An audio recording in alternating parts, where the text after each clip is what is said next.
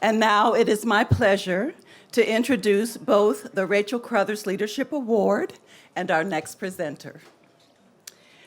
Rachel Crothers was the first woman playwright to be commercially successful on Broadway in a male-dominated industry and society.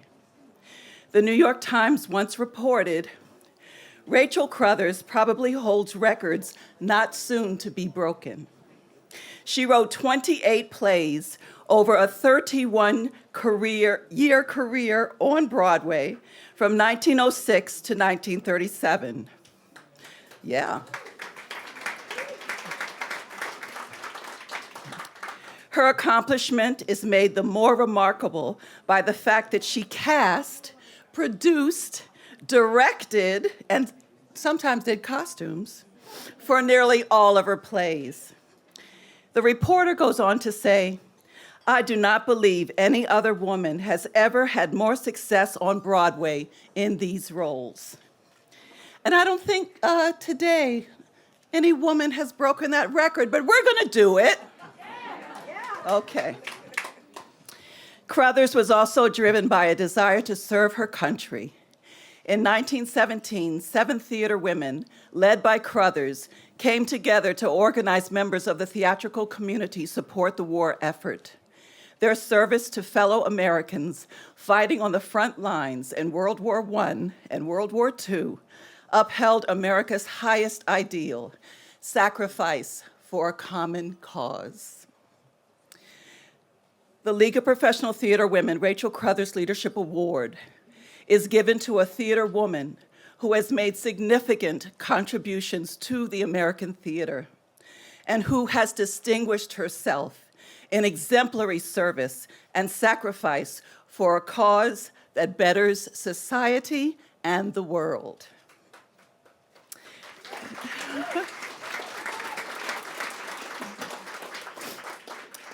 The League is honored to amplify the rich legacy of Crothers with this leadership award.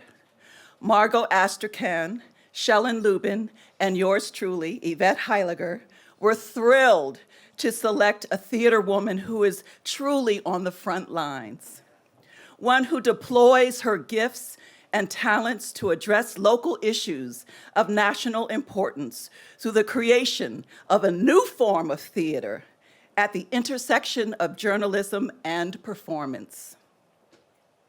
And here to present the award is a very distinguished gentleman who you probably all know. He is the founder and president of the National Action Network, host of MSNBC's Politics Nation, and a best-selling author. Anna Deavere Smith says of the once dubbed 30-second soundbite king, quote, my interview with Reverend Sharpton for Fires in the Mirror lasted a little more than 15 or 20 minutes, but his gifts of communication are so great that the material was rich as material that I had gotten from people who I spoke with much longer. Many actors would envy his ability to work a crowd. In other words, regardless of Reverend Sharpton's soundbite speech, he is completely present in the speech. That kind of presence is a gift. Please welcome Dr. Reverend Al Sharpton.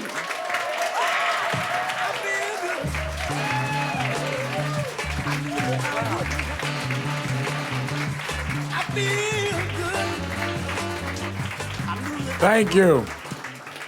Thank you. And Yvette had James Brown on too, so she really put this right. Let me say, first of all, to the League of Professional Theater Women, which I'm certainly not one, I'm honored to be here, but particularly was honored to ask to present this award. As you saw and heard, Anna interviewed me for the play she did around Crown Heights, which was a violent scene in 1991, over 30 years ago now, 32 years ago. And I did not know what to expect when I went to see her production on this. And I thought that this was a woman with courage because she never distorted anything. But then as you sat through it, you began to feel her talent. And as one that grew up a boy preacher, I could tell the difference between people that was reading what was on the page and that was living what was on the page. Many of the preachers I knew learned how to quote scriptures that they never lived and to try and proselytize things they never believed in. Anna was the kind of person, is the kind of person that puts her heart into what she does, and she is authentic. And that's why in 32 years of knowing her, I was never asked to present an award to her. And I'm supposed to be on radio right now, but I interrupted because I wanted to have my one chance.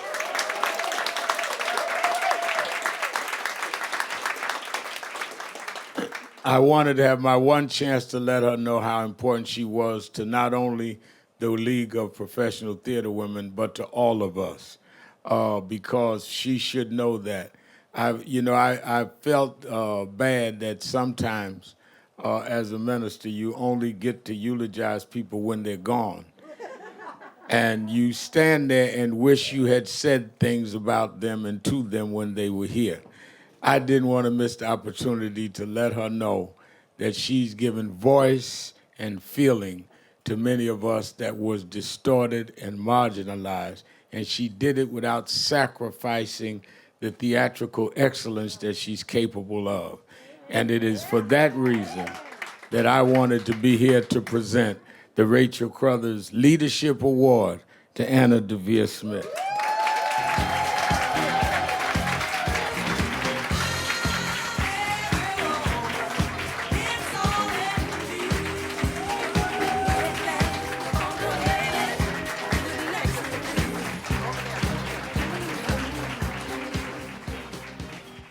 Well, I just have to say, when I was asked about having Reverend Al Sharpton present the award for me, I said that he's never going to do it. So I'm just amazed, and my heart is so full. I just shocked and amazed. And I have to tell all of you that, when you go on stage to perform, and in the case of Fires in the Mirror, I think I performed 19 characters, and well, it was nothing compared to what came, but it was really terrifying, and it was my first show in New York. And so you have to have a person, and any dramaturgs in here will see this in all my plays. Early on in the play, you have to have a human being who is fully grounded in themselves and in their voice to have the courage to go on. And that is why Reverend Al Sharpton is within the first 5 characters of Fires in the Mirror. And yes, I only talked to him for 15 minutes, and he ended up in the show twice. So that's the gift of communication that I so much admired. In April 1939, Rachel Crothers was feted at the Roosevelt White House and given the National Achievement Award. Asked to speak about how it all came about, quote unquote, she addressed President and Mrs. Roosevelt and guests with a series of anecdotes, starting with, the little girl, quote, the little girl who sat on the floor and played out the lives of paper dolls, why that child would have done these things is peculiar.